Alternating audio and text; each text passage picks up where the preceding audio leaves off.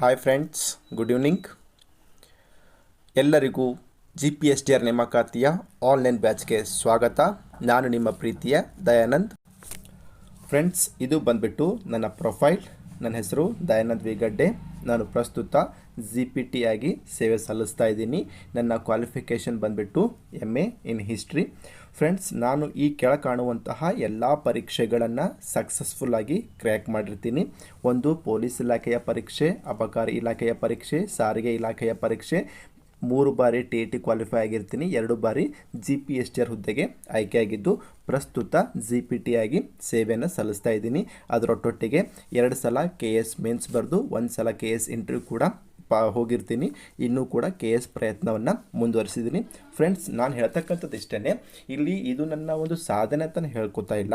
ಇವತ್ತಿನ ಒಂದು ಸನ್ನಿವೇಶದಲ್ಲಿ ಯಾವುದಾದ್ರು ಸಣ್ಣ ಪುಟ್ಟ ಸರ್ಕಾರಿ ಹುದ್ದೆ ಸಿಕ್ಕಿದ್ರೆ ಸಾಕು ಅಂತಕ್ಕಂತಹ ಒಂದು ಮೆಂಟಾಲಿಟಿ ಇರ್ತಕ್ಕಂಥ ಜನಗಳಲ್ಲಿ ಇಷ್ಟೆಲ್ಲ ಹುದ್ದೆಗಳನ್ನ ಪಡಿಬಹುದು ಅಂತಕ್ಕಂಥದ್ದನ್ನು ಒಂದು ನೈಜ ನಿದರ್ಶನ ಕೊಡೋ ಸಲುವಾಗಿ ನಾನು ಹೇಳ್ತಕ್ಕಂಥದ್ದು. ಫ್ರೆಂಡ್ಸ್, ಇದು ಹೆಂಗೆ ಸಾಧ್ಯ ಅಂತಂದರೆ, ಒಂದು ನಾವು ಮಾಡ್ತಕ್ಕಂಥ ಹಾರ್ಡ್ ವರ್ಕು, ಎರಡನೇದು ನಾವು ಮಾಡ್ತಕ್ಕಂಥ ಸ್ಮಾರ್ಟ್ ವರ್ಕು, ಮೂರನೇದು ನಮಗೆ ಸಿಗ್ತಕ್ಕಂತಹ ಪ್ರಾಪರ್ ಗೈಡೆನ್ಸ್.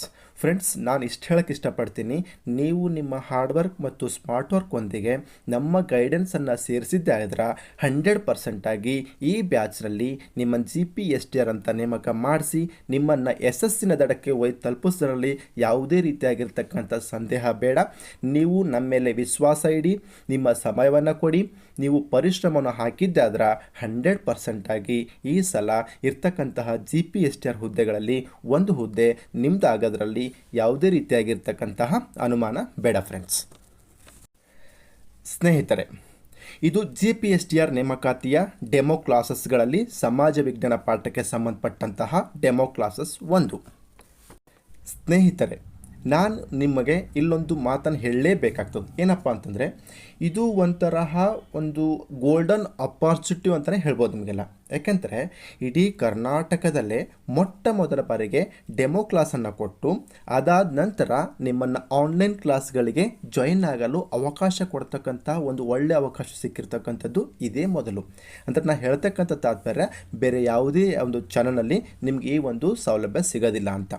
ಅದೇ ರೀತಿಯಾಗಿ ಇಷ್ಟೊಂದು ಕಡಿಮೆ ದರದಲ್ಲಿ ಇಷ್ಟೊಂದು ಸಿಲೆಬಸ್ ಮುಗಿಸ್ಕೊಡ್ತಕ್ಕಂತಹ ಒಂದು ಮಹಾನ್ ಸಾಹಸ ಕೂಡ ಕೈ ಹಾಕಿರ್ತಕ್ಕಂಥದ್ದು ಈ KR ಟ್ಯೂಟೋರಿಯಲ್ ಅಂತಲೂ ಕೂಡ ಹೇಳ್ಬೋದು. ಫ್ರೆಂಡ್ಸ್, ನಾವು ಬರೀ ಕೇವಲ ಒಂದೇ ಡೆಮೋ ಕ್ಲಾಸ್ ಕೊಡ್ತಾ ಇಲ್ಲ. ಇಲ್ಲಿ ನಾವು 3 ಡೆಮೋ ಕ್ಲಾಸ್ಗಳನ್ನ ಕೊಡ್ತೀವಿ. 3 ಡೆಮೋ ಕ್ಲಾಸ್ಗಳನ್ನ ನೀವು ಸರಿಯಾಗಿ ಕೇಳಿ, ಸರಿಯಾಗಿ ಆಲಿಸಿ. ನಿಮಗೊಂದು ವೇಳೆ ನಮ್ಮ ಡೆಮೋ ಕ್ಲಾಸಸ್ಗಳು ಇಷ್ಟ ಆಗಿತ್ತು ಅಂದರೆ ನೀವೇನಪ್ಪ ಅಂದರೆ ತಪ್ಪದೆ ನಮ್ಮ ಆನ್ಲೈನ್ ಕ್ಲಾಸ್ಗಳಿಗೆ ಜಾಯ್ನ್ ಆಗಿ. ಫ್ರೆಂಡ್ಸ್, ನಿಮ್ಮ ಆನ್ಲೈನ್ ಕ್ಲಾಸಿಗೆ ಜಾಯ್ನ್ ಆದಾಗ ನೀವು ಮಾಡ್ತಕ್ಕಂತಹ ಒಂದು smart work along with hard work ಜೊತೆಗೆ ನಮ್ಮ ಒಂದು ಗೈಡೆನ್ಸ್ ಸೇರ್ತು ಅಂದ್ರೆ 100% ಮುಂದಿನ ವರ್ಷದ ಈ ದಿನಗಳವರೆಗೆ ನೀವು ಒಬ್ಬ ಟೀಚರ್ ಆಗಿ ಒಂದು ಶಾಲೆಯಲ್ಲಿ ಶಿಕ್ಷಕರಾಗಿ ಸೇರೋದ್ರಲ್ಲಿ ಯಾವುದೇ ರೀತಿಯಾಗಿರ್ತಕ್ಕಂತಹ ಒಂದು ಡೌಟ್ ಬೇಡ. ಫ್ರೆಂಡ್ಸ್, ಸರ್, ಇಷ್ಟೊಂದು ಕಾನ್ಫಿಡೆಂಟ್ ಆಗಿ ನೀವು ಹೆಂಗೆ ಹೇಳ್ತೀರಾ, ನಮ್ಗೆ ಹೆಂಗೆ ಮಾಡ್ತೀರಾ ಅಂತ ಹೇಳಿದ್ರೆ, ಫ್ರೆಂಡ್ಸ್, ನಾನು ಯಾಕೆ ಈ ಮಾತನ್ನು ಹೇಳ್ತೀನಿ ಅಂದರೆ, ನಿಮ್ಗೆ ಈಗಾಗಲೇ ಹೇಳಿದೆ, ನಾನು 3 ಟೈಮ್ಸ್ TET ಕ್ಲಿಯರ್ ಆಗಿದೆ, 2 ಟೈಮ್ಸ್ GPT ಆಗಿದ್ದೇನೆ ಅಂತ ಹೇಳ್ದೆ. ನಾನು ಇಲ್ಲಾಗಿರ್ತಕ್ಕಂಥ GPTನೇ ಯಾವುದು ಕೆಟಗರಿ ಆಗಿಲ್ಲ. ಫ್ರೆಂಡ್ಸ್, ಫಸ್ಟ್ ಟೈಮ್ ಆಗಿರ್ತಕ್ಕಂಥದ್ದು ಡಿಸ್ಟ್ರಿಕ್ಗೆ 3rd ರ್ಯಾಂಕು, ಸೆಕೆಂಡ್ ಟೈಮ್ ಆಗಿರ್ತಕ್ಕಂಥ ಡಿಸ್ಟ್ರಿಕ್ಗೆ 2nd ರ್ಯಾಂಕ್. ಅದೇ ರೀತಿಯಾಗಿ ಇನ್ನೊಂದು ಪ್ಲಸ್ ಪಾಯಿಂಟ್ ಏನಪ್ಪ ಅಂತಂದರೆ, ನಾನು ನಿಮಗೆ ಯಾಕೆ ಅಷ್ಟು ಒತ್ತು ಕೊಟ್ಟು ಹೇಳ್ತೀನಿ ಅಂದರೆ, ಸಮಾಜ ವಿಜ್ಞಾನ ಪಾಠಕ್ಕೆ ಸಂಬಂಧಪಟ್ಟಂತೆ ಪತ್ರಿಕೆ ಏನಪ್ಪ ಅಂದರೆ 150 ಅಂಕಕ್ಕೆ ಇರ್ತದೆ. ಫ್ರೆಂಡ್ಸ್, ಅದರಲ್ಲಿ 50 ಅಂಕ ಏನಾಗಿರ್ತದೆ, ಅಬ್ಜೆಕ್ಟಿವ್ ಟೈಪ್ ಆಗಿರ್ತದೆ. 100 ಅಂಕ ಅಂದರೆ 100 ಅಂಕ ಏನಾಗಿರ್ತದೆ, ಡಿಸ್ಕ್ರಿಪ್ಟಿವ್ ಆಗಿರ್ತದೆ. ನಾನು ಇದರಲ್ಲಿ ತೆಗೆದುಕೊಂಡಿರ್ತಕ್ಕಂತಹ ಒಂದು ಮಾರ್ಕ್ಸ್ ಏನಪ್ಪ ಅಂತಂದರೆ,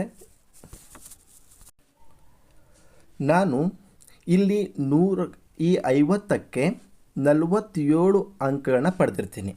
ಅದೇ ರೀತಿಯಾಗಿ ಈ 100ಕ್ಕೆ 84 ಅಂಕನ ಪಡೆದಿರ್ತೀನಿ. ಫ್ರೆಂಡ್ಸ್, ಒಟ್ಟಾರೆಯಾಗಿ ಈ 150 ಪೈಕಿ 131 ಮಾರ್ಕ್ಸನ್ನು ಪಡೆದು ನಾನೇನಪ್ಪ ಅಂದರೆ ಈ ಒಂದು ಸಮಾಜ ಶಿಕ್ಷಕನಾಗಿ ಆಯ್ಕೆ ಆಗಿರ್ತೀನಿ. ನಾನು ಯಾಕೆ ಈ ಮಾತನ್ನು ನಿಮ್ಗೆ ಒತ್ತು ಕೊಟ್ಟು ಹೇಳ್ತಾ ಇದ್ದೇನೆ ಅಂದರೆ, ನಮಗೆಲ್ರಿಗೂ ಒಂದು ತಲೆಗಿದೆ ಏನಪ್ಪ ಅಂತಂದರೆ, ಬರೀ 50% ತೊಗೊಂಡ್ರೆ ಸಾಕು ಅಂತ.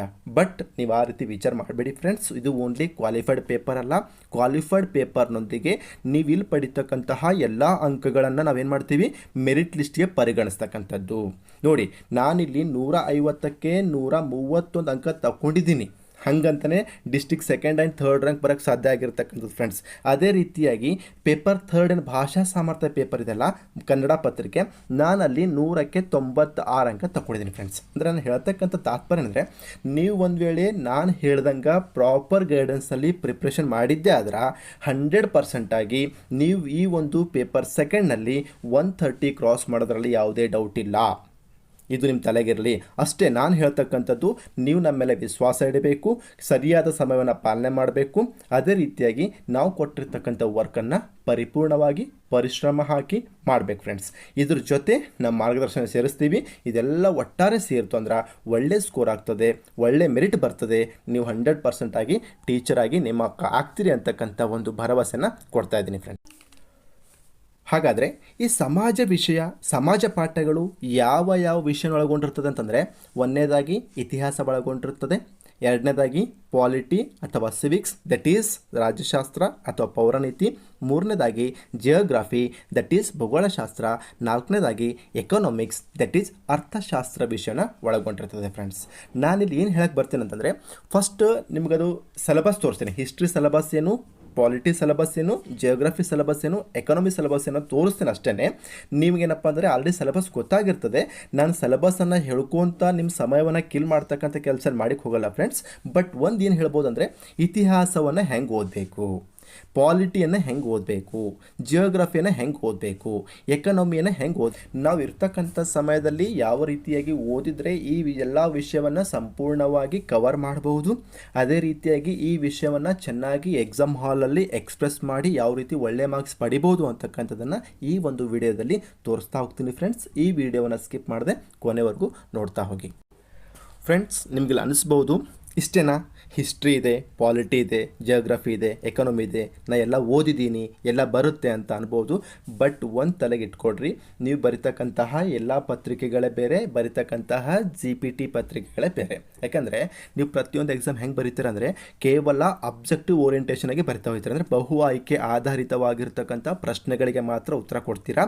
ಆದರೆ ಇಲ್ಲಿ ಹಾಗಿಲ್ಲ ಫ್ರೆಂಡ್ಸ್, ನೀವಿಲ್ಲಿ ಬಹು ಆಯ್ಕೆ ಆಧಾರಿತವಾಗೂ ಉತ್ತರ ಕೊಡಬೇಕು. ಅದೇ ರೀತಿಯಾಗಿ ಡಿಸ್ಕ್ರಿಪ್ಟಿವ್ ಆಗಿ ಅಂದರೆ ವಿವರಣಾತ್ಮಕವಾಗಿ ಕೂಡ ಉತ್ತರ ಕೊಡಬೇಕಾಗ್ತದೆ. ಅಂದರೆ ಅರ್ಥ ಏನು, ನಿಮ್ಮ ಹತ್ರ ಏನು ಸೋರ್ಸ್ ಇದೆ, ನಿಮ್ಮ ಹತ್ರ ಏನು ಮಟೀರಿಯಲ್ ಇದೆ, ನಿಮ್ಮ ಹತ್ರ ಏನು ನಾಲೆಜ್ ಇದೆ, ಅದನ್ನು ಯಾವ ರೀತಿಯಾಗಿ ಎಕ್ಸ್ಪ್ರೆಸ್ ಮಾಡ್ತೀರಾ, ಯಾವ ರೀತಿಯಾಗಿ ತೋರ್ಪಡಿಸ್ತೀರಾ, ಅಲ್ಲಿ ಯಾವ ರೀತಿಯಾಗಿ ಡಂಪ್ ಮಾಡ್ತೀರಾ ಅಂತಕ್ಕಂಥದ್ದು. ಸೊ ಹೀಗಾಗಿ ಯಾವ ರೀತಿಯಾಗಿ ನಾವು ಅಲ್ಲಿ ಎಕ್ಸ್ಪ್ರೆಸ್ ಮಾಡಿದರೆ, ನಮ್ಮ ಜ್ಞಾನವನ್ನು ಯಾವ ರೀತಿ ಎಕ್ಸ್ಪ್ರೆಸ್ ಮಾಡಬೇಕಲ್ಲಿ, ಹೆಂಗೆ ಮಾಡಿದರೆ ಒಳ್ಳೆ ನಾಲೆಜ್, ಒಳ್ಳೆ ಮಾರ್ಕ್ಸ್ ಬರುತ್ತೆ ಅಂತಕ್ಕಂಥದ್ದನ್ನು ಈ ಒಂದು ವಿಡಿಯೋದಲ್ಲಿ ತೋರಿಸ್ತಾ ಹೋಗ್ತೀನಿ ಫ್ರೆಂಡ್ಸ್. ಈಗಾಗಲೇ ಹೇಳಿದೆ, ಸಮಾಜ ಪಾಠಗಳಿಗೆ ಸಂಬಂಧಪಟ್ಟಂತೆ ಮೊದಲನೇ ವಿಷಯ ಯಾವುದು, ಇತಿಹಾಸ. ಇತಿಹಾಸದ ಒಂದು ಸಿಲೆಬಸ್ ಅಂದರೆ ಪಠ್ಯಕ್ರಮ ಈ ರೀತಿಯಾಗಿರ್ತದೆ ಫ್ರೆಂಡ್ಸ್. ನಾನು ಇದನ್ನು ಹೇಳ್ತಾ ಕುಂತು ನಿಮ್ಮ ಸಮಯವನ್ನು ವ್ಯರ್ಥ ಮಾಡೋದಿಲ್ಲ. ಸೊ ದಯವಿಟ್ಟು ನಿಮ್ಗೆ ಯಾರಿಗಾದರೂ ಈ ಸಿಲೆಬಸ್ ಬೇಕಾಗಿತ್ತು ಅಂದರೆ ದಯವಿಟ್ಟು ಪೌಸ್ ಮಾಡಿಕೊಂಡು ಸ್ಕ್ರೀನ್ಶಾಟ್ ತೊಗೋಬೋದು ಫ್ರೆಂಡ್ಸ್. ಸ್ನೇಹಿತರೆ, ನನಗೆ ಭಾಳ ಜನ ಒಂದು ಪ್ರಶ್ನೆ ಕೇಳ್ತಾರೆ, ಏನು ಸರ್ ಸಿಲೆಬಸ್ 2 ಪುಟ ಇದೆ, ಅಷ್ಟೆಲ್ಲ ಓದಬೇಕಾ, ಹೆಂಗೆ ಸರ್ ಇರೋ ಸಮಯದಲ್ಲಿ ಇದನ್ನೆಲ್ಲ ಹೆಂಗೆ ಓದಬೇಕು ಅಂತ. But don't worry, believe on me. ನೀವು ಒಂದು ವೇಳೆ ನಮ್ಮ ನಂಬಿಕೆ ಇಟ್ಟು ನಮ್ಮ ಕ್ಲಾಸಿಗೆ ಜಾಯ್ನ್ ಆಗಿ 100% ಆಗಿ ಸಿಲೆಬಸ್ ಥ್ರೂ ಅಂದರೆ ಕಾಲಾನುಕ್ರಮವಾಗಿ ಸಿಲೆಬಸ್ ಇಟ್ಕೊಂಡು 100% ಇನ್ ಟೈಮ್ ಮುಗಿಸ್ಕೊಡ್ತಕ್ಕಂಥ ಕೆಲಸವನ್ನು ನಾವು ಮಾಡ್ತೀವಿ ಫ್ರೆಂಡ್ಸ್. ಹೆಂಗೆ ಓದ್ಬೇಕು ಸರ್ ಇತಿಹಾಸವನ್ನು, ಹೆಂಗೆ ಓದಿದ್ರೆ ಎಫೆಕ್ಟಿವ್ ಆಗಿ ನಾವು ಕಲಿಬಹುದು, ಹೆಂಗೆ ಓದಿದ್ರೆ ಹೆಚ್ಚಿನ ದಿನಗಳ ನೆನಪಿಟ್ಕೋಬೋದು, ಕಡಿಮೆ ಸಮಯದಲ್ಲಿ ಇತಿಹಾಸವನ್ನು ಹೆಂಗೆ ಪರಿಣಾಮಕಾರಿ ಕಲಿಬೋದು ಅಂದರೆ, ಒಂದನೇದು ಕಾಲಾನುಕ್ರಮವಾಗಿ ಓದ್ತಾ ಹೋಗಬೇಕು ಫ್ರೆಂಡ್ಸ್. ಅಂದರೆ ಅರ್ಥ ಏನು, ಕ್ರೋನಾಲಜಿಕಲ್ ಆರ್ಡ್ರನ್ನ ಬರ್ತಾ ಹೋಗ್ಬೇಕು, ಒಂದಾದಮೇಲೆ ಒಂದು ಬರ್ತಾ ಹೋಗ್ಬೇಕು. ನಾನು ಎಕ್ಸಾಂಪಲ್ ಕೊಡ್ತಾ ಹೋಗ್ತೀನಿ. ಎರಡನೇದು ಕಥಾ ರೂಪದಲ್ಲಿ ಓದಬೇಕಂದ್ರೆ ಸ್ಟೋರಿ ರೂಪದಲ್ಲಿ ಕೆಲವೊಂದಿಷ್ಟು ಯುದ್ಧಗಳು, ಕೆಲವೊಂದಿಷ್ಟು ಘಟನೆಗಳನ್ನು ನೆನ್ಪಿಟ್ಕೊಳ್ಳಿಕ್ಕಾಗಲ್ಲ, ಅಂಥ ಸಿಚುವೇಶನ್ಗೆ ಏನು ಮಾಡಬೇಕು, ನಾವು ಕಥೆಗಳ ರೂಪದಲ್ಲಿ ಓದ್ತಾ ಹೋಗಬೇಕು. ಮೂರನೇ ಪಾಯಿಂಟು ನಕ್ಷಾ ರೂಪದಲ್ಲಿ ಓದಬೇಕು ಫ್ರೆಂಡ್ಸ್, ಅಂದರೆ ಮ್ಯಾಪ್ ರೀಡಿಂಗ್ ಮೂಲಕ ಓದ್ತಾ ಹೋಗಬೇಕು. ನಾಲ್ಕನೇದು ಕೋಡಿಂಗ್ ಆ್ಯಂಡ್ ಡಿಕೋಡಿಂಗ್ ಅಥವಾ ಹೋಲಿಕೆ ರೂಪ, ಅಂದರೆ ಅಲ್ಲಿರ್ತಕ್ಕಂಥ ಸಾಮ್ಯತೆಗಳೇನು, ಅಲ್ಲಿರ್ತಕ್ಕಂತಹ ವ್ಯತ್ಯಾಸಗಳೇನು, ಈ ರೀತಿ ಕೋಡಿಂಗ್ ಕೋಡಿಂಗ್ ಮಾಡಿ ಓದ್ತಾ ಹೋಗಬೇಕು. ಅದೇ ರೀತಿಯಾಗಿ ಟ್ರಿಕ್ಸ್ ರೂಪದಲ್ಲಿ ಕೂಡ ನೀವು ಓದ್ತಾ ಹೋಗ್ಬೋದು. ಇದಕ್ಕೆ ಒಂದೊಂದಾಗಿ ಎಕ್ಸಾಂಪಲ್ ಕೊಡ್ತಾ ಹೋಗ್ತೀನಿ ಏನು ಅಂತ ನೋಡ್ತಾ ಹೋಗಿ ಫ್ರೆಂಡ್ಸ್. ನೋಡಿ ಫ್ರೆಂಡ್ಸ್, ನಾವು ಒಂದನೇ ಪಾಯಿಂಟ್ ಹೇಳಿದೆ ಏನಂತ, ನಾವು ಇರ್ತಕ್ಕಂಥ ಇತಿಹಾಸ ವಿಷಯವನ್ನು ಕಾಲಾನುಕ್ರಮವಾಗಿ ಓದ್ತಾ ಹೋಗಬೇಕು. ಹೆಂಗೆ ಸರ್? ಫಾರ್ ಎಕ್ಸಾಂಪಲ್, ನಾನು ಮೊಘಲ್ ಸಂತತಿಯ ದೊರೆಗಳು ಅಂದರೆ ಅರಸರ ಬಗ್ಗೆ ಒಂದು ಟಾಪಿಕ್ ತೊಗೊಂಡಿದ್ದೀನಿ. ಮೊಘಲ್ ಸಂತತಿಯಲ್ಲಿರ್ತಕ್ಕಂತಹ ಪ್ರಸಿದ್ಧವಾದ 6 ಜನ ದೊರೆಗಳು. ಅವರು. ಯಾರಪ್ಪ ಅಂತಂದರೆ ಒಂದನೇದು ನೋಡ್ರಿ, ನಾನು ಅದಕ್ಕೆ ಏನು ಕೋಡ್ ಇಟ್ಕೊಂಡಿದ್ದೀನಿ ಅಂತಂದರೆ ಬಾದ್ಶಾ ಅಂತ ಕೋಡ್ ಇಟ್ಕೊಂಡಿದ್ದೀನಿ. ಏನು ಬಾದ್ಶಾ ಅಂತಕ್ಕಂಥ code. B stand for Babar, H stand for Humayun, A stand for Akbar, J stand for Jahangir, S stand for Shahjahan, A stand for Aurangzeb. ಈ ರೀತಿ ಮೊಘಲ್ ದೊರೆಗಳ ಒಂದು ಪ್ರಸಿದ್ಧವಾಗಿರ್ತಕ್ಕಂಥ 6 ಜನ ದೊರೆಗಳನ್ನು ನಾವು ಕಾಲಾನುಕ್ರಮವಾಗಿ ಈ ರೀತಿ ಓದ್ತಾ ಹೋಗ್ಬೋದು. ಅದೇ ರೀತಿಯಾಗಿ ಹೇಳ್ತಾರೆ ದೆಹಲಿ ಸುಲ್ತಾನರಾಗಿರ್ತಕ್ಕಂತಹ ಸಂತತಿಗಳನ್ನು ಕಾಲಾನುಕ್ರಮವಾಗಿ ಬರ್ರಿ ಅಂತ ಕೇಳ್ತಾರೆ. ಆಗ ನಾವೇನು ಮಾಡಬೇಕು, GKTSL ಅಂತ ನೆನ್ಪಿಟ್ಕೋಬೇಕು, ಅಷ್ಟೇ ಸಾಕು. GKTSL. ಜಿ ಸ್ಟ್ಯಾಂಡ್ ಫಾರ್ ಗುಲಾಮಿ ಸಂತತಿ, ಕೆ ಸ್ಟ್ಯಾಂಡ್ ಫಾರ್ ಖಿಲ್ಜಿ ಸಂತತಿ, ಟಿ ಸ್ಟ್ಯಾಂಡ್ ಫಾರ್ ತುಘಲಕ್ ಸಂತತಿ, ಎಸ್ ಸ್ಟ್ಯಾಂಡ್ ಫಾರ್ ಸೈಯದ್ ಸಂತತಿ, ಎಲ್ ಸ್ಟ್ಯಾಂಡ್ ಫಾರ್ ಲೋಧಿ ಸಂತತಿ. ಈ ರೀತಿಯಾಗಿ ಕಾಲಾನುಕ್ರಮವಾಗಿ ಟ್ರಿಕ್ಸ್ ಮೂಲಕವಾಗಿ ಓದ್ತಾ ಹೋಗ್ಬೋದು ಫ್ರೆಂಡ್ಸ್. ಇದು 2 ಪಾಯಿಂಟ್ಗೆ ಉತ್ತರ. ಇನ್ನೊಂದು ಫ್ರೆಂಡ್ಸ್, ನಕ್ಷಾ ರೂಪದಲ್ಲಿ ಇತಿಹಾಸವನ್ನು ಯಾವ ರೀತಿ ಅಧ್ಯಯನ ಮಾಡಬೇಕು ಅಂತ ನೋಡಿರಿ. ನಾ ಈಗಾಗಲೇ ಹೇಳಿದೆ ನಕ್ಷಾ ರೂಪದಲ್ಲಿ ಅಧ್ಯಯನ ಮಾಡ್ಬೋದು ಅಂತ. ಹೇಗೆ ನೋಡಿ, ಇತಿಹಾಸ ಅಧ್ಯಯನಕ್ಕೆ ನಮಗೆ ಆಧಾರಗಳು ತುಂಬ ಅವಶ್ಯಕವಾಗಿರ್ತಕ್ಕಂಥದ್ದು. ಹಾಗಾದರೆ ಈ ಆಧಾರಗಳು ಎಷ್ಟು ಡಿವೈಡ್ ಮಾಡಿ ನಾವು ಎಷ್ಟು ಭಾಗ ಮಾಡೀವಿ? 2 ಭಾಗಗಳು ಮಾಡಿರ್ತಕ್ಕಂಥದ್ದು. ಒಂದು ಸಾಹಿತ್ಯಿಕ ಆಧಾರ, ಇನ್ನೊಂದು ಪುರಾತತ್ವ ಆಧಾರವಾಗಿ ಮಾಡಿರ್ತಕ್ಕಂಥದ್ದು. ಸಾಹಿತ್ಯಿಕ ಆಧಾರದಲ್ಲಿ ಮತ್ತೆ 2 ವಿಧಗಳು, ಲಿಖಿತ ಆಧಾರ, ಮೌಖಿಕ ಆಧಾರ. ಲಿಖಿತ ಆಧಾರದಲ್ಲಿ ಮತ್ತೆ 2 ವಿಧಗಳು, ದೇಶೀಯ ಸಾಹಿತ್ಯ ಮತ್ತು ವಿದೇಶಿಯ ಸಾಹಿತ್ಯ. ಮೌಖಿಕದಲ್ಲಿ ಮತ್ತೆ 4 ವಿಧಗಳಾಗ್ತವೆ, ಹಾಡುಗಳು, ಕಥೆಗಳು, ಲಾವಣಿಗಳು. ಇನ್ನೊಂದು ಬೇಕು ಫ್ರೆಂಡ್ಸ್, ಇಲ್ಲಿ ಐತಿಹ್ಯಗಳು ಅಥವಾ ಸ್ಥಳ ಪುರಾಣ ಅಂತ ಕರಿತೀವಿ. ಅದನ್ನು ಸ್ವಲ್ಪ ಮಿಸ್ ಆಗಿದೆ, ಅಂಡರ್ಸ್ಟ್ಯಾಂಡ್ ಮಾಡ್ಕೋಬೇಕು. ಹಾಡು, ಕಥೆ, ಲಾವಣಿ ಮತ್ತು ಐತಿಹ್ಯಗಳು. ಅದೇ ರೀತಿಯಾಗಿ ಏನಪ್ಪ ಅಂದರೆ ಪುರಾತತ್ವ ಆಧಾರಗಳಲ್ಲಿ ಮತ್ತೆ 4 ವಿಧಗಳಾಗ್ತವೆ, ಶಾಸನ, ನಾಣ್ಯ, ಸ್ಮಾರಕಗಳು ಮತ್ತು ಅವಶೇಷಗಳು. ಈ ರೀತಿಯಾಗಿ ನಾವು ಇತಿಹಾಸವನ್ನು ಏನು ಮಾಡ್ಬೋದು, ಒಂದು ಏನಪ್ಪ ಅಂದರೆ ಮ್ಯಾಪ್ ರೂಪದಲ್ಲೂ ಕೂಡ, ನಕ್ಷಾ ರೂಪದಲ್ಲೂ ಕೂಡ ಅಧ್ಯಯನ ಮಾಡ್ಬೋದು ಫ್ರೆಂಡ್ಸ್. ಹೀಗೆ ಇತಿಹಾಸವನ್ನು ಕಾಲಾನುಕ್ರಮವಾಗಿ ಟ್ರಿಕ್ಸ್ ರೂಪದಲ್ಲಿ, ನಕ್ಷಾ ಅಥವಾ ಮ್ಯಾಪ್ ರೂಪದಲ್ಲಿ, ಕೋಡಿಂಗ್ ಡಿಕೋಡಿಂಗ್ ರೂಪದಲ್ಲೂ ಕೂಡ ನಾವು ಅಧ್ಯಯನ ಮಾಡ್ಬೋದಾಗಿದೆ ಫ್ರೆಂಡ್ಸ್. ನೆಕ್ಸ್ಟ್ ಬರೋಣ ನಾವು ಪೌರನೀತಿ ಅಥವಾ ರಾಜ್ಯಶಾಸ್ತ್ರಕ್ಕೆ. ಫ್ರೆಂಡ್ಸ್, ಇದು ನಿಮ್ಮ GPSTR ಎಕ್ಸಾಮ್ಗೆ ಇರತಕ್ಕಂತಹ civics or political science syllabus. ನಾನು ಮತ್ತೆ ಹೇಳ್ತಾ ಇದ್ದೀನಿ, ಇದನ್ನು ಪೂರ್ತಿ ಓದ್ತಾ ಕೊಡೋದಿಲ್ಲ. ಇಲ್ಲಿರ್ತಕ್ಕಂಥ ಈ ಒಂದು ಸಿಲೆಬಸ್ಸನ್ನು ಯಾವ ರೀತಿಯಾಗಿ ಕ್ರ್ಯಾಕ್ ಮಾಡಬೇಕು ಅಂತಕ್ಕಂಥ ಒಂದಿಷ್ಟು ಸರಳ ವಿಧಾನವನ್ನು ಹೇಳ್ತಾ ಹೋಗ್ತೀನಿ. ಇಲ್ಲಿ ಪೊಲಿಟಿಕಲ್ ಸೈನ್ಸ್ ಅಥವಾ ಸಿವಿಕ್ಸ್ ಬಂದಾಗ ನಾವು ಯಾವೆಲ್ಲ ವಿಧಾನಗಳಿಂದ ಓದಿದರೆ ತುಂಬ ಸರಳವಾಗಿ, ತುಂಬ ಸುಲಭವಾಗಿ ಅರ್ಥ ಮಾಡ್ಕೋಬೋದು ಅಂತಕ್ಕಂಥದ್ದನ್ನು ತಿಳ್ಕೊಳ್ಳೋಣ ಫ್ರೆಂಡ್ಸ್.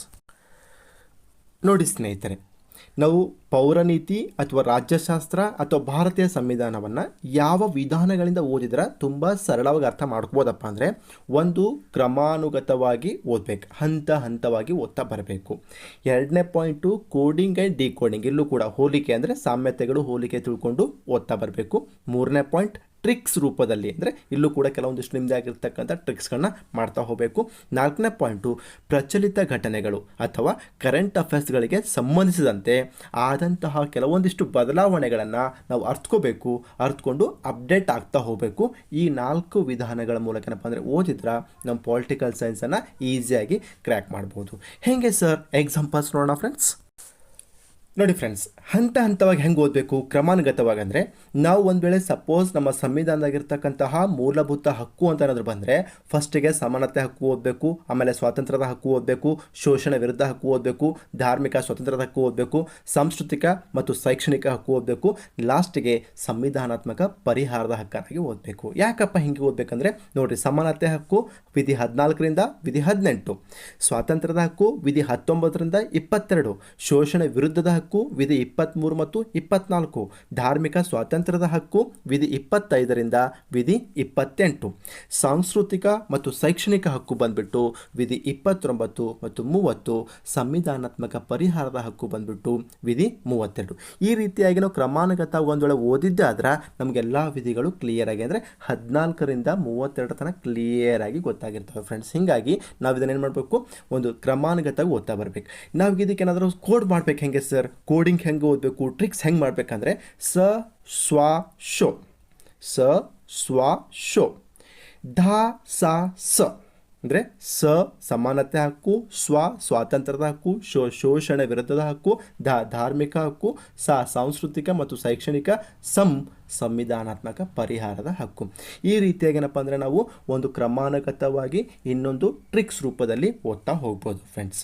ಇನ್ನೊಂದು ಹೇಳ್ದಾನ ಏನಪ್ಪ ಅಂತಂದರೆ ಹೋಲಿಕೆ, ಕೋಡಿಂಗ್ ಆ್ಯಂಡ್ ಡಿಕೋಡಿಂಗ್ ಹೆಂಗೆ ಸರ್, ಯಾವ ರೀತಿ ಹೋಲಿಕೆ ಮಾಡಬೇಕು? ಈಗ ಫಾರ್ ಎಕ್ಸಾಂಪಲ್ ನೋಡಿ ಫ್ರೆಂಡ್ಸ್, ಇಲ್ಲಿ ಏನಾಗಿರ್ತದೆ ನಿಮಗೆಲ್ಲರಿಗೂ ಗೊತ್ತಿರೋಂಗೆ ನಮ್ಮಲ್ಲಿ ಒಂದು ಕೇಂದ್ರ ಸರ್ಕಾರ ಇದೆ, ಇನ್ನೊಂದು ರಾಜ್ಯ ಸರ್ಕಾರ ಇದೆ, ಸರಿನಾ? ಇಲ್ಲಿ ಕೇಂದ್ರ ಸರ್ಕಾರ ಸಮನಾಗಿರ್ತದೆ ನಮ್ಮಲ್ಲಿ ರಾಜ್ಯ ಸರ್ಕಾರ. ಕೇಂದ್ರ ಸರ್ಕಾರದಲ್ಲಿ ರಾಷ್ಟ್ರಪತಿಗಳು ಇದ್ದಂತೆ ರಾಜ್ಯ ಸರ್ಕಾರದಲ್ಲಿ ರಾಜ್ಯಪಾಲರಿರ್ತಾರೆ, ತಲೆಗಿರಲಿ. ಕೇಂದ್ರ ಸರ್ಕಾರದಲ್ಲಿ ಪ್ರಧಾನಮಂತ್ರಿಗಳಿದ್ದಂತೆ ರಾಜ್ಯ ಸರ್ಕಾರದಲ್ಲಿ ಏನಪ್ಪ ಅಂತಂದರೆ ಮುಖ್ಯಮಂತ್ರಿಗಳು ಇರ್ತಾರೆ. ಕೇಂದ್ರ ಸರ್ಕಾರದಲ್ಲಿ ಲೋಕಸಭೆ ಇದ್ದಂತೆ ರಾಜ್ಯ ಸರ್ಕಾರದಲ್ಲಿ ವಿಧಾನಸಭೆ ಇರ್ತದೆ. ಕೇಂದ್ರ ಸರ್ಕಾರದಲ್ಲಿ ರಾಜ್ಯಸಭೆ ಇದ್ದಂತೆ ನಮ್ಮ ರಾಜ್ಯ ಸರ್ಕಾರದಲ್ಲಿ ವಿಧಾನ ಪರಿಷತ್ ಇರ್ತದೆ. ಈ ರೀತಿ ಕೋಡಿಂಗ್ ಡಿಕೋಡಿಂಗ್ ಏನಪ್ಪ ಅಂದರೆ ಹೋಲಿಕೆ ಮಾಡಿಕೊಂಡು ಓದ್ತಾ ಹೋಗ್ಬೋದು. ನೀವು ಒಂದು ವೇಳೆ ಕ್ಲಿಯರ್ ಆಗಿ ಕೇಂದ್ರ ಸರ್ಕಾರ ಓದಿದ್ದೆ ಆದ್ರೆ ರಾಜ್ಯ ಸರ್ಕಾರ ಆರಾಮಾಗಿ ತಿಳ್ಕೊಂಡ್ಬಿಡ್ಬೋದು. ಕೇವಲ ವಿಧಿಗಳ ಬದಲಾವಣೆ ಮಾತ್ರ ಅಲ್ಲಿ ಆಗ್ತಕ್ಕಂಥದ್ದು. ಅದೇ ರೀತಿಯಾಗಿ ಇನ್ನೊಂದು ಪಾಯಿಂಟ್ ಹೇಳಿದೆ ಏನಂತಂದರೆ ಪ್ರಚಲಿತ ಘಟನೆಗಳು ಅಥವಾ ಕರೆಂಟ್ ಅಫೇರ್ಸ್ಗಳಿಗೆ ಸಂಬಂಧಿಸಿದಂತೆ ಅಂತ ಹೇಳಿದೆ ಫ್ರೆಂಡ್ಸ್. ಯಾಕೆ ಪಾಯಿಂಟ್ ಹೇಳಿದೆ ಅಂದರೆ ಪೊಲಿಟಿಕಲ್ ಸೈನ್ಸ್ ಸಮ್ಟೈಮ್ಸ್ ಅಮೆಂಡ್ಮೆಂಟ್ ಆಗ್ತಾ ಇರ್ತದೆ. ಈಗ ಫಾರ್ ಎಕ್ಸಾಂಪಲ್ ಲೇಟೆಸ್ಟ್ ಆಗಿರ್ತಕ್ಕಂಥ ಅಮೆಂಡ್ಮೆಂಟ್ ಏನು 104ನೇ ತಿದ್ದುಪಡಿ. ಇದನ್ನು ನಾವು ಅರ್ಥಕೋಬೇಕು ಫ್ರೆಂಡ್ಸ್.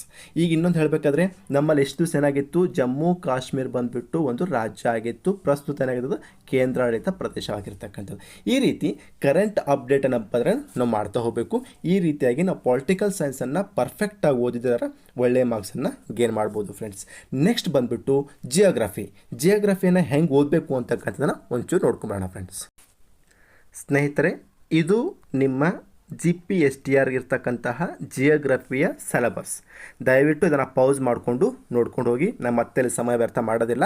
ಈ ಜಿಯೋಗ್ರಫಿಯನ್ನು ಯಾವ ರೀತಿ ಓದಿದರೆ ಒಳ್ಳೆ ರೀತಿಯಾಗಿರ್ತಕ್ಕಂಥ ಅಂಕ ಪಡಿಬಹುದು ಅಂತಕ್ಕಂಥ ಒಂದಿಷ್ಟು ವಿಧಾನವನ್ನು ಹೇಳ್ತಾ ಹೋಗ್ತೀನಿ ಫ್ರೆಂಡ್ಸ್, ನೋಡ್ಕೊಂಬರೋಣ. ಈ ಭೂಗೋಳಶಾಸ್ತ್ರ ಅಥವಾ ಜಿಯೋಗ್ರಫಿ ಏನಂತೀವಲ್ಲ ನಾವು, ಇದನ್ನು ಅಧ್ಯಯನ ಮಾಡಲಿಕ್ಕೆ ಪರಿಣಾಮಕಾರಿಯಾಗಿ ಸುಲಭ ಮತ್ತು ಸರಳವಾಗಿ ಅರ್ಥ ಮಾಡ್ಕೋಬೇಕಾದ್ರೆ ಒಂದು ಮೂಲ ಮಂತ್ರ ಏನಪ್ಪ ಅಂದ್ರೆ ನಕ್ಷಾ ಅಧ್ಯಯನ ಅಥವಾ map reading. This is most important in geography. ಆಮೇಲೆ ಎರಡನೇದು ಟ್ರಿಕ್ಸ್, ಇಲ್ಲೂ ಕೂಡ ಟ್ರಿಕ್ಸ್ ಮಾಡಬೇಕು. ಮೂರನೇದು ಅಟ್ಲಾಸ್ ಬಳಸ್ಬೇಕು. ಅಟ್ಲಾಸ್ ಎಲ್ಲಿ ಬಳಸ್ಬೇಕು ಅಂದರೆ ಪ್ರಾಕೃತಿಕ ಭೂಗೋಳಶಾಸ್ತ್ರ ಬಂದಾಗ ನೀವು ಅಟ್ಲಾಸ್ ಬಳಸಿದ್ರೆ ತುಂಬ ಚೆನ್ನಾಗಿ ಅರ್ಥ ಆಗ್ತದೆ. ಸರ್ ಹಾಗೆ ನಕ್ಷಾ ಅಧ್ಯಯನ ಹೆಂಗೆ ಮಾಡಬೇಕು, ಟ್ರಿಕ್ಸ್ ಹೆಂಗೆ ಬಳಸಬೇಕು ಅಂತ ಒಂದೊಂದು ಎಕ್ಸಾಂಪಲ್ ನೋಡ್ಕೊಂಬರೋಣ ಫ್ರೆಂಡ್ಸ್. ನೀವೇನಾದರೂ ಜಿಯೋಗ್ರಫಿಯಲ್ಲಿ ಭಾರತದ ಪ್ರಮುಖ ಬಂದರು ಅಂತ ಪಾಠ ಓದ್ತಾ ಇದ್ದೀರಪ್ಪ, ಆ ಒಂದು ಚಾಪ್ಟರ್ ಓದ್ತಾ ಇದ್ರಂದರೆ ನೀವೆಲ್ಲ ತಲೆ ಕೇಳಿಸ್ಕೋತಕ್ಕಂಥ ಅವಶ್ಯಕತೆ ಇಲ್ಲ ಫ್ರೆಂಡ್ಸ್. ಈ ಒಂದು ಡಯಾಗ್ರಾಮ್ ಇಟ್ಕೊಂಡ್ರೆ ಸಾಕು, ನೀವು ಏನು ಬೇಕಾದರೂ ಕ್ರ್ಯಾಕ್ ಮಾಡ್ಬೋದು. ಈಗ ಫಾರ್ ಎಕ್ಸಾಂಪಲ್ ಆಗಿ ಹೇಳಬೇಕಾದ್ರೆ ಪಶ್ಚಿಮ ಬಂಗಾಳದಾಗ ಯಾವ ಬಂದರುಗಳಿವೆ ಅಂತಂದರೆ ಒಂದು ಕಲ್ಕತ್ತಾ ಬಂದರಿದೆ, ಇನ್ನೊಂದು ಹಲ್ದಿಯಾ ಬಂದರಿದೆ. ಗುಜರಾತ್ನಾಗ ಕಾಂಡ್ಲಾ ಬಂದರು ಕಂಡು ಬರ್ತಕ್ಕಂಥದ್ದು, ಇದು ಕಚ್ ಕರಾವಳಿಲಿರ್ತಕ್ಕಂಥದ್ದು. ಮಹಾರಾಷ್ಟ್ರದಾಗ ಮುಂಬೈ ಬಂದರು ಮತ್ತು ನವಸೇವ ಬಂದರುಗಳಿರ್ತಕ್ಕಂಥದ್ದು. ಗೋವಾದಲ್ಲಿ ಮರ್ಮೋವಾ ಬಂದರು. ಅದೇ ರೀತಿಯಾಗಿ ನೋಡಿ, ನೀವು ನೋಡಬೇಕಾದ್ರೆ ಇದು ಪಶ್ಚಿಮ ಕರಾವಳಿ ಅಂತ ಕರಿತೀವಿ, ಈ ಕಡೆ ಇರ್ತಕ್ಕಂಥದ್ದು. ಇದು ಪಶ್ಚಿಮ ಕರಾವಳಿ, ಇದು ಪೂರ್ವ ಕರಾವಳಿ. ಪೂರ್ವ ಕರಾವಳಿಯ ಬಂದರುಗಳು, ಪಶ್ಚಿಮ ಕರಾವಳಿಯ ಬಂದರುಗಳು, ಕೊಂಕಣ ಕರಾವಳಿ ಯಾವುದು, ಮಲಬಾರ್ ಕರಾವಳಿ ಯಾವುದು, ಕೋರಮಂಡಲ ತೀರ ಯಾವುದು, ಆಂಧ್ರ ತೀರ ಯಾವುದು, ಉತ್ತರ ಸರ್ಕಾರ ತೀರ ಯಾವುದು, ಕ್ಲಿಯರ್ ಆಗಿ ಅರ್ಥ ಮಾಡ್ಬೋದು ಫ್ರೆಂಡ್ಸ್. ಈ ರೀತಿಯಾಗಿ ನೀವು ಮ್ಯಾಪ್ ರೀಡಿಂಗ್ ಮಾಡಿಕೊಂಡು ಅಧ್ಯಯನ ಮಾಡಿದ್ದೆ ಆದ್ರೆ ವಿಥೌಟ್ ಕನ್ಫ್ಯೂಸ್, ವಿಥೌಟ್ ಟೆನ್ಷನ್ ನೀವು ಆರಾಮಾಗಿ ಎಕ್ಸಾಮ್ ಬಿಡಿಸ್ಬೋದು ಫ್ರೆಂಡ್ಸ್. ಸರ್ ಜಿಯೋಗ್ರಫಿಯಲ್ಲಿ ಟ್ರಿಕ್ಸ್ ಹೆಂಗೆ ಸರ್ ಅಂತ ಪ್ರಶ್ನೆ ಬರ್ತದೆ ಕೆಲವೊಂದು. ನಾನು ಹೆಂಗೆ ಓದ್ತೀನಪ್ಪ ಅಂದ್ರೆ ಕರ್ನಾಟಕದಲ್ಲಿ ಪಶ್ಚಿಮಮುಖವಾಗಿ ಹರಿತಕ್ಕಂಥ ಒಂದಿಷ್ಟು ನದಿಗಳೇನಾರ ಹೇಳಿ ಒಂದು ಪ್ರಶ್ನೆ ಬಂತು ಅಂತ ತಿಳ್ಕೊರಿ. ನಾ ಇಷ್ಟೇ ಸಿಂಪಲ್ ನೆನ್ಪಿಟ್ಕೋತೀನಿ. ಮಗನೇ ಅವಕಾಶ. ಮ ಸ್ಟ್ಯಾಂಡ್ ಫಾರ್ ಮಹದಾಯಿ, ಗ ಸ್ಟ್ಯಾಂಡ್ ಫಾರ್ ಗಂಗಾವಳಿ ಅಥವಾ ಬೆಡ್ತಿ ಅಂತ, ನೇ ಸ್ಟ್ಯಾಂಡ್ ಫಾರ್ ನೇತ್ರಾವತಿ, ಅಘನಾಶಿನಿ, ವರಾಹಿ, ಕಾಳಿ, ಶರಾವತಿ. ಮಗನೇ ಅವಕಾಶ ನೆನ್ಪಿಟ್ಕೊಂಡ್ರೆ ಸಾಕು, ನೀವು ಆರಾಮಾಗಿ ಎಲ್ಲ ನದಿಗಳನ್ನು ಕರ್ನಾಟಕದಲ್ಲಿ ಪಶ್ಚಿಮಾಭಿಮುಖವಾಗಿ ಹರಿತಕ್ಕಂತಹ ಎಲ್ಲ ನದಿಗಳ ಹೆಸರನ್ನ ಹಾಕೊಂಡ್ಬಿಡ್ಬೋದು. ನೀವಿಲ್ಲೇನಪ್ಪ ಅಂದರೆ ಅಬ್ಜೆಕ್ಟಿವ್ ಆಗಿ ಬರ್ಬೋದು, ಡಿಸ್ಕ್ರಿಪ್ಟಿವ್ ಆಗಿ ಕೂಡ ಬರ್ಕೊಂಡು ಹೋಗ್ಬೋದು. ಇನ್ನೊಂದು ದಿ ಮೋಸ್ಟ್ ಇಂಪಾರ್ಟೆಂಟ್, ಬಹಳಷ್ಟು ಎಕ್ಸಾಮ್ಗೆ ಕೇಳಿರ್ತಕ್ಕಂಥ ಪ್ರಶ್ನೆ ಇದು. ಕರ್ಕಾಟಕ ಸಂಕ್ರಾಂತಿ ವೃತ್ತ ಹಾದು ಹೋಗ್ತಕ್ಕಂತಹ ರಾಜ್ಯಗಳು ಯಾವುವು ಅಂತ ಕೇಳಿದ್ದಾನೆ. ನೀವು ಸಿಂಪಲ್ ಆಗಿ ಪಮ್ಮಿ ಮಗು ರಾಜ ಛತ್ರಿ ಅಂತ ನೆನಪಿಟ್ಕೊಂಡ್ರೆ ಸಾಕು. ಪ ಅಂದರೆ ಪಶ್ಚಿಮ ಬಂಗಾಳ, ಮಿ ಅಂದರೆ ಮಿಜೋರಾಂ, ಮ ಅಂದರೆ ಮಧ್ಯಪ್ರದೇಶ, ಗು ಅಂದರೆ ಗುಜರಾತು, ರಾ ಅಂದರೆ ರಾಜಸ್ಥಾನ, ಜ ಅಂದರೆ ಜಾರ್ಖಂಡ, ಛ ಅಂದರೆ ಛತ್ತೀಸ್ಗಢ, ತ್ರಿ ಅಂದರೆ ತ್ರಿಪುರ. ಈ ರೀತಿಯಾಗಿ ಆಮೇಲೆ ಏನಪ್ಪ ಅಂದರೆ 82.5 ಪೂರ್ವ ರೇಖಾಂಶ ಏನಪ್ಪ ಅಂದರೆ ಸ್ಟ್ಯಾಂಡರ್ಡ್ ಮೆಡಿಟರ್ ಅಂತ ಕರಿತೀವಲ್ಲ, ಅದು ಹಾದು ಹೋಗ್ತಕ್ಕಂಥ ರಾಜ್ಯಗಳು ಯಾವಪ್ಪ ಅಂತಂದರೆ ಹಾದು ಹೋಗ್ತಕ್ಕಂಥ ರಾಜ್ಯಗಳು ಯಾವುವಪ್ಪ ಅಂತಂದರೆ ನೀವು ನೆನ್ಪಿಟ್ಕೋಬೇಕು ಉಮಾ ಆ ಛ ಉ ಅಂತಕ್ಕಂಥದ್ದು. ಉ ಅಂದರೆ ಉತ್ತರ ಪ್ರದೇಶ, ಮ ಅಂದರೆ ಮಧ್ಯಪ್ರದೇಶ, ಆ ಅಂದರೆ ಆಂಧ್ರ ಪ್ರದೇಶ, ಛ ಅಂದರೆ ಛತ್ತೀಸ್ಗಢ, ಉ ಅಂದರೆ ಒರಿಸ್ಸಾ. ಈ ರೀತಿ ಫ್ರೆಂಡ್ಸ್, ಇನ್ನೂ ನಿಮ್ಮ ತಲೆಗೆ ಇಟ್ಕೊಡ್ರಿ. ನಾನಿಲ್ಲಿ ಕೆಲವೊಂದು ಟ್ರಿಕ್ಸ್ ಹೇಳ್ತಾ ಇದ್ದೀನಿ, ಕೆಲವೊಂದು ಕೋಡ್ ಹೇಳ್ತಾ ಇದ್ದೀನಿ. ಆ ಟ್ರಿಕ್ಸು ಆ ಕೋಡ್ ಬರಬೇಕಾಗಿತ್ತು ಅಂದರೆ ಆ ಒಂದು ಶಾರ್ಟ್ ಫಾರ್ಮಿನ ಫುಲ್ ಫಾರ್ಮ್ ನಿಮ್ಗೆ ಗೊತ್ತಿರಬೇಕು. ಈಗ ಫಾರ್ ಎಕ್ಸಾಂಪಲ್ ನಾ ಉ ಅಂತ ಇಟ್ಕೊಂಡಿದ್ದೀನಿ, ಅದಕ್ಕೆ ಉತ್ತರ ಪ್ರದೇಶ ನೆನ್ಪಿಟ್ಕೊಂಡಿರಬೇಕು. ಮಿ ಅಂತ ಇದ್ದೀನಿ, ಮಿಜೋರಾಂ ಅಂತ ನೆನ್ಪಿಟ್ಕೋಬೇಕು. ನಿಮ್ಗೆ ಯಾವಾಗ ಆ ಒಂದು ಸ್ಥಳದ ಪೂರ್ಣ ಹೆಸರು ಗೊತ್ತಿದೆನೋ ಆವಾಗ ಮಾತ್ರ ನೀವು ಕೋಡನ್ನು ಅಥವಾ ಟ್ರಿಕ್ಸನ್ನು ಮಾಡ್ಕೊಳ್ಳಿಕ್ಕೆ ಸಾಧ್ಯ ಆಗಿರ್ತಕ್ಕಂಥದ್ದು. ಈ ರೀತಿಯಾಗಿ ಏನಪ್ಪ ಅಂದರೆ ಅಟ್ಲಾಸ್ ಅಂತೂ ನಿಮ್ಗೆ ಗೊತ್ತಿದೆ ಹೆಂಗಪ್ಪ ಅಂದರೆ ಅದು ಪ್ರಾಕೃತಿಕ ಭೂಗೋಳಶಾಸ್ತ್ರದಲ್ಲಿ ಬಹಳಷ್ಟು ಪರಿಣಾಮಕಾರಿಯಾಗಿರ್ತಕ್ಕಂಥದ್ದು. ನೆಕ್ಸ್ಟ್ ಫ್ರೆಂಡ್ಸ್, ನಾನು ನೆಕ್ಸ್ಟ್ ಹಂತಕ್ಕೆ ಹೋಗ್ತೀನಿ, ಅದು ಎಕನಾಮಿಕ್ಸ್.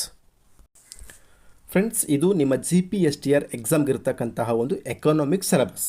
ಈ ಎಕನಾಮಿಕ್ ಸಿಲೆಬಸನ್ನು ಸಕ್ಸಸ್ಫುಲ್ಲಾಗಿ ಯಾವ ರೀತಿ ಕ್ರ್ಯಾಕ್ ಮಾಡ್ಬೋದಂತ ನೋಡ್ಕೊಂಬರೋಣ.